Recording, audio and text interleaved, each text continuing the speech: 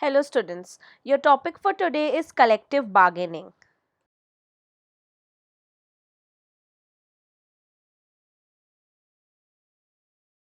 So the term collective bargaining was used by Beatrice Webb in 1897 for the first time in his famous book Industrial Democracy. Collective bargaining means negotiation between the employer and the worker to reach agreement on working conditions and other conflicting interests of both sides, that is the employer and the workers. In simple words, we can say collective bargaining means bargaining between an employer or a group of employers and a bona fide labor union. There are few advantages and disadvantages of a collective bargaining.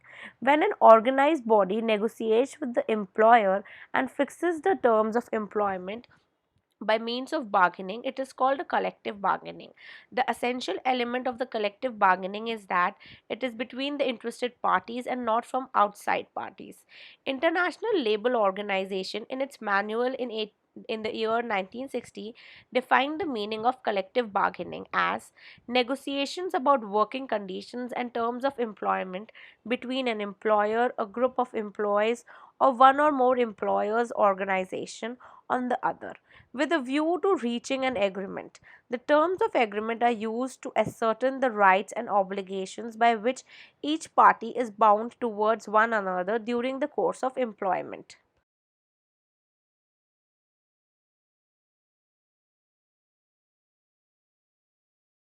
Advantages of collective bargaining. So, collective bargaining imposes an obligation on both of the parties to the dispute and creates a specific code of conduct for parties to the process. The second advantage is the parties to the dispute undertake not to resort to strikes or lockouts, and thus collective bargaining ensures peace and industrial harmony. Disadvantages is that it increase in wages and extra expenses to provide other amenities to the workmen, and improvement of working conditions can cause higher cost of production. Political interference in the labor unions during the collective bargaining process increases the chance of adverse effects.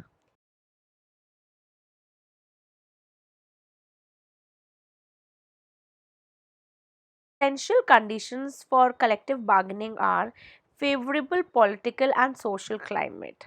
So, all the collective bargaining which took place in the past bears the testimony to the fact that favorable political and social climate is the prerequisite of collective bargaining. The reason for the same is quite obvious, as almost all the trade unions in India subscribe to one or the other political view, and therefore trade unions usually favor the employees not on the basis of the merit of the issues they raise, but on the basis of their political considerations. Next is the trade union. So, in any democratic country like India, which recognizes the right to speech as a fundamental right, the right to form a trade union is a direct consequence of it. And so, all the employers should recognize the trade union and its representative. Next is the problem solving attitude. So it means that both the parties, while negotiating or bringing up their relative concerns, should adopt a problem solving attitude and should aim at amicably solving the problem without trying to put the opposite party into a loss. Next is continuous dialogue. So the dialogue between the employer and the workers may sometimes end up without any fruitful negotiation, or there may arise a bargaining pass. In such a case, the free flow of dialogue between the employer and the employee should not be stopped, and sometimes keeping aside the bone of contention helps bring up a better solution.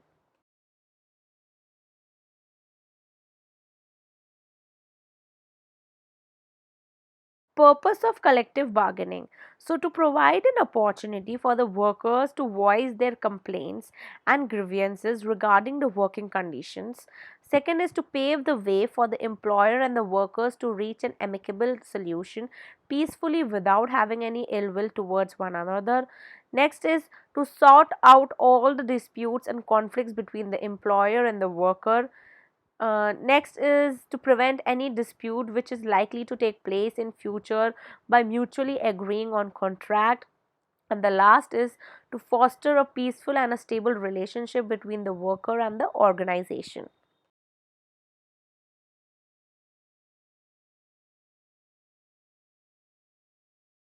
Now, agreements for collective bargaining.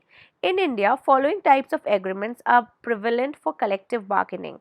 First is the bipartite agreement. In this, usually it results into voluntary negotiations between the employer and the employees and are usually binding per se. Next is the settlements. So these are usually arised out of a conciliation process, and they are usually tripartite in nature as they involve three parties, which are employer, employee, and conciliation officer. Last is the consent awards. When the parties reach an agreement while the dispute between them is pending before the adjudicatory body, such agreements are incorporated in authority award and are binding on the parties under the dispute. That's all. Thank you.